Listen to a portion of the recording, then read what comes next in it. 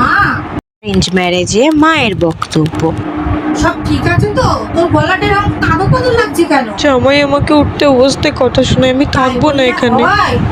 স্বামী স্ত্রীর মধ্যে তো এরকম ঝগড়া হয়, ওটাই তোমার নিজের বাড়ি। লাভ ম্যারেজের পর মায়ের বক্তব্য। না, আর ভালো লাগছে না এখানে, আমি বাড়ি যেতে চাই। নিজের পছন্দে বিয়ে করেছিস, এবার বোঝ আমি কিচ্ছু জানি না। অ্যারেঞ্জ ম্যারেজে মায়ের বক্তব্য।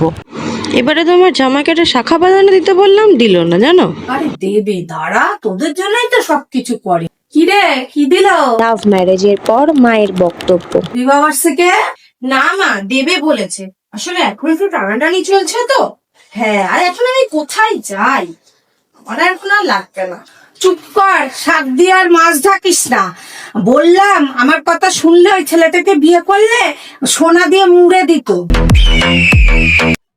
অ্যারেঞ্জ ম্যারেজে মায়ের বক্তব্য। এমন ছেলের সঙ্গে বিয়ে দিয়েছে, অন্য মেয়ের সঙ্গে ঘুরে বেড়াচ্ছে। দাঁড়া দাঁড়া মা, কাঁদিস না। আমার একটা চেনা জানা ঠাকুর বাড়ি আছে, তো গেলেই সব ঠিক হয়ে যাবে। না মা, আমি থাকবো না ওর সাথে, আমি ডিভোর্স নেবো, থাকুক অন্য মেয়ের সাথে। ছি ছি, আর এসব আমাদের ঘরে চলে না। বারণ করেছিলাম ওই জানোয়ারটার সাথে বিয়ে করিস না। এবার বস তুই।